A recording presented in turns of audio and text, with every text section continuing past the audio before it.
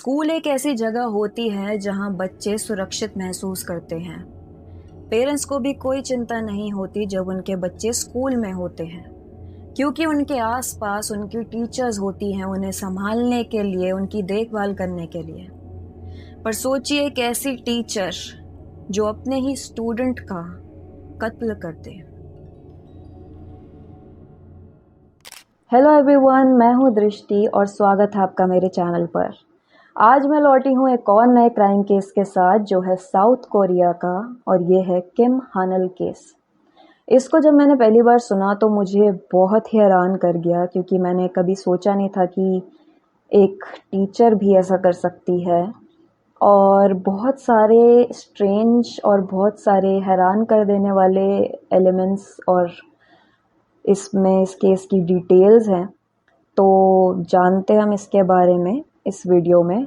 तो चलिए समझते हैं इस केस को कि इसमें हुआ क्या था। 10 फरवरी 2025, 8 साल की किम हानल जो फर्स्ट ईयर में थी एलिमेंट्री स्कूल में। घर जाने का समय हो चुका था। धीरे धीरे स्कूल खाली हो रहा था। सब बच्चे अपने घर जा चुके थे, बस एक अकेली हानल को छोड़ के, जो उस दिन स्कूल में आखिरी बच्ची बची थी घर जाने के लिए। अब हानल एक आफ्टर स्कूल प्रोग्राम में थी। ये एक ऐसा प्रोग्राम होता है जिसमें बच्चों की जो रेगुलर घर जाने का समय होता है उसके बाद भी बच्चे स्कूल में रुकते हैं। और ये वो बच्चे होते हैं जिनके पेरेंट्स दोनों वर्किंग हैं और वो उन्हें लेने नहीं आ सकते। फिर थोड़े समय बाद जब उनके पेरेंट्स आ जाते हैं या कोई भी गार्जियन आ जाता है, तब उनके बच्चों को भेजा जाता है उनके साथ। आफ्टर स्कूल प्रोग्राम के बाद हानल एक एकेडमी जाया करती थी जो उसने रिसेंटली ही ज्वाइन करी थी। 4:40 पर उसकी एक बस आती थी उसे लेने, और वही सेम चीज़ होती है 10 फरवरी के दिन। बस ड्राइवर हानल को लेने आता है, पर कुछ समय तक वेट करने के बाद वो स्कूल से पूछता है। तब वो बताते हैं कि हानल अपनी क्लास से पहले ही निकल चुकी है।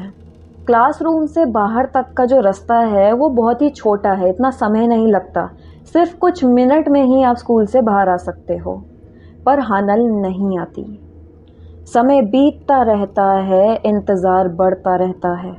सारी टीचर्स को इन्फॉर्म किया जाता है, पूरे स्कूल में उसे ढूंढा जाता है। हानल के पेरेंट्स को बता दिया जाता है कि हानल नहीं मिल रही। सब उसे ढूंढने लग जाते हैं, पर उसका कोई अता पता नहीं था। एक 8 साल की बच्ची स्कूल में थी। स्कूल में गार्ड होता है बाहर, अगर वो बाहर जाएगी भी तो वो गार्ड देख लेगा उसे। वो बाहर भी नहीं गई, मतलब वो स्कूल में ही है। 8 साल की बच्ची कहाँ जा सकती है? स्कूल में वो ऐसा था कि वो गायब हो चुकी है, वो कहीं किसी को मिल ही नहीं रही थी। अब हानल के फादर के फ़ोन में एक चाइल्ड प्रोटेक्शन ऐप था, जिसके थ्रू वो उसकी लोकेशन देख सकते थे और उसके आसपास की जो भी आवाज़ें हैं वो सुन सकते थे। जब वो उसके थ्रू अपनी बेटी की लोकेशन देखते हैं तो वो स्कूल की ही दिखा रही होती है। और फिर जब वो आसपास की आवाज़ें सुनते हैं तो उसमें बहुत तेज़ सांस लेने की आवाज़ आ रही थी, जैसे कोई बूढ़ी औरत 100 मीटर भाग रही हो। और कैबिनेट्स को खोलने की आवाज़ थी, और साथ में जिप खुलने की आवाज़ आ रही थी। ये सब हानल के फादर सुनते हैं उस चाइल्ड प्रोटेक्शन ऐप से। इस समय तक पुलिस को इन्फॉर्म कर दिया जाता है हानल के गुम होने पर। सब उसे ढूंढ रहे थे, सारी टीचर्स, उसके पेरेंट्स और साथ में हानल की ग्रैंडमदर भी। स्कूल के 2nd फ्लोर पर एक ऑडियो विजुअल रूम था, जिसमें एक स्टोरेज रूम था। वो रूम यूजुअली बंद रहता है, उस पर लॉक रहता है, पर आज के दिन वो खुला हुआ था। उसकी ग्रैंडमदर अंदर जाती है देखने के लिए, और अंदर का दृश्य बहुत ही डरावना था। हानल ज़मीन पर थी, जख्मी थी। उसके चेहरे पर और उसके शोल्डर पर स्टैब वुंड्स थे। पर यहाँ पर वो अकेली नहीं थी, उसके साथ कोई और भी था, और वो थी एक स्कूल टीचर जो खुद भी बहुत बुरी तरह जख्मी थी। उस टीचर की गर्दन और उसके बाजुओं पे स्टैब वुंड्स थे।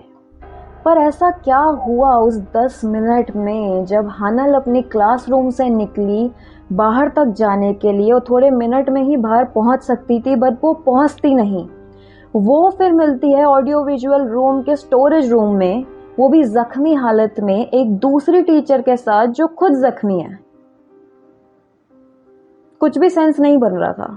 हनल और उस टीचर को जल्दी इमरजेंसी में ले जाया गया, पर अनफॉर्चुनेटली हनल नहीं बच पाई।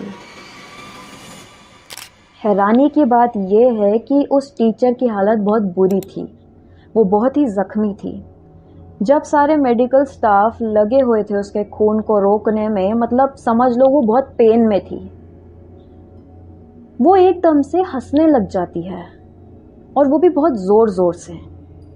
Strange right? ऐसी हालत में, इतने पेन में, जब सब लगे हुए हैं कैसे भी खून रोकने में, वो हंसती है। उस हंसी के पीछे बहुत ही घिनौना सच छुपा हुआ था, जो बहुत ही जल्द सामने आने वाला था।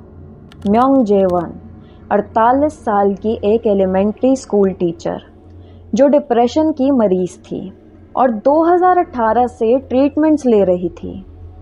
अब वो 6 महीने के लिए लीव फाइल करती है 9 दिसंबर को 2024 के, पर सिर्फ 22 दिनों में ही, मतलब 31 दिसंबर को वो वापस काम पर लौट आती है, ये कहकर कि अब वो ठीक है और अब वो अपनी नॉर्मल टीचिंग ड्यूटीज कर सकती है।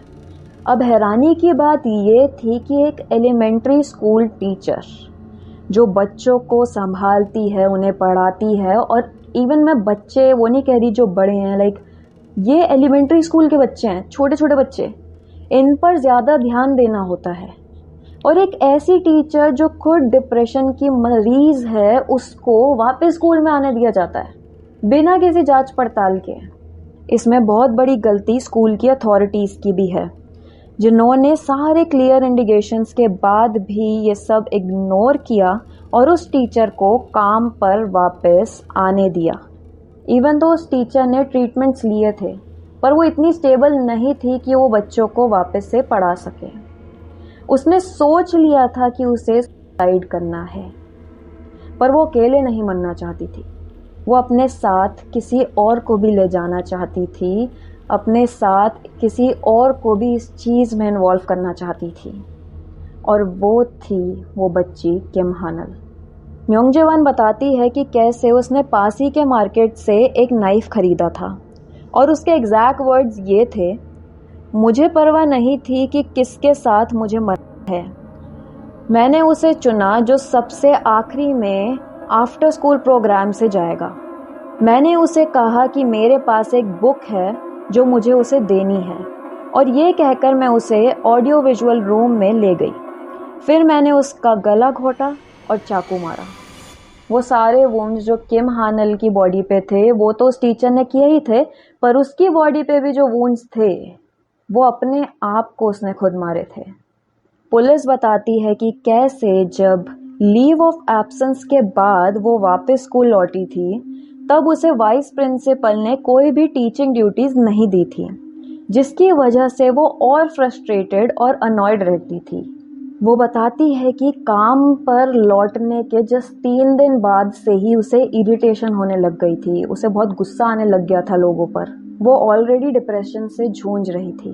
पहली बात ये भी नहीं समझ में आई कि जब उसने 6 महीने की लीव ऑफ एब्सेंस ली थी तो वो सिर्फ 22 दिनों में क्यों आ गई वापस, और जब वो वापस आई भी तो उसे टीचिंग ड्यूटीज नहीं दी। तो शायद ये सब बिल्डअप होता गया और ट्रिगर हो गया उसे, और इसी वजह से उसने सोच लिया कि उसे अपने आप तो मानना ही है अपने आप को, पर साथ में किसी और को भी। अभी तक आपको लग रहा होगा कि शायद इन्हें इंडिकेशंस नहीं मिले होंगे कि वो कैसी मेंटल स्टेट में हैं, शायद किसी ने ध्यान नहीं दिया होगा, पर ऐसा नहीं था। उसने क्लियर इंडिकेशंस दिए थे। इससे थोड़े दिनों पहले वो एक कोवर्कर का हाथ मोड़ देती है सिर्फ इतना पूछने पे कि वो कैसी है। दूसरी चीज, वो एक कंप्यूटर को बहुत बुरी तरीके से तोड़ देती है सिर्फ इस वजह से क्योंकि इंटरनेट कनेक्शन स्लो था। ये सब सुनकर क्लियरली पता चलता है कि वो मेंटली स्टेबल नहीं थी, वो डिस्ट्रक्टिव माइंडसेट में थी। एंड इवन ये इंस्टेंस होने के बाद स्कूल ने ये मैटर रिपोर्ट भी किया था देजोन ऑफिस ऑफ एजुकेशन में। स्कूल रिक्वेस्ट करता है उनसे कि म्योंग जेवान को एक और लीव ऑफ एब्सेंस दी जाए क्योंकि वो मेंटली स्टेबल नहीं है, पर देजोन ऑफिस ऑफ एजुकेशन इसे रिजेक्ट कर देता है, ये कहते हुए कि वो एक और लीव ऑफ एब्सेंस नहीं दे सकते, वो भी सेम वजह के लिए। अब क्या कहें इस केस को सुनने के बाद, किसकी थी इसमें गलती? ये क्वेश्चन सबके दिलों में आया जिन्होंने भी ये केस सुना। किम हानल की फैमिली ने सिविल लॉसूट फाइल किया है 410 मिलियन वॉन का म्योंग जेवान स्कूल प्रिंसिपल और सिटी ऑफ देजोन के खिलाफ। फर्स्ट ट्रायल से पहले जो था 26 मई को म्योंग जेवान कोर्ट को 27 लेटर्स भेजती है गम जताते हुए। देजोन डिस्ट्रिक्ट कोर्ट ने म्योंग जेवान की रिक्वेस्ट अप्रूव कर दी कि वो साइकियाट्रिक एवेल्युएशन करवाए अपनी मेंटल इलनेस का, ये देखने के लिए क्या वो सही में मेंटली इल थी जब ये क्राइम हुआ। दूसरी ओर किम हानल की फैमिली का ये कहना है कि ये एक सोचा समझा मर्डर था जो फुल प्लानिंग के साथ हुआ है। अभी म्योंग जेवान का साइकियाट्रिक एवेल्युएशन चल रहा है जिसकी रिपोर्ट आने के बाद अगला कोर्ट ट्रायल होगा।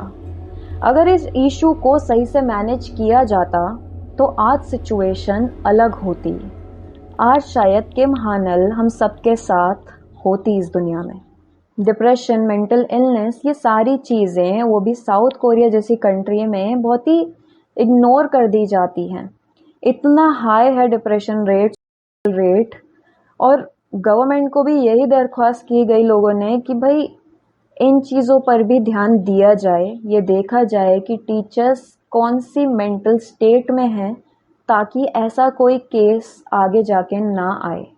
तो दोस्तों आज के लिए बस इतना ही।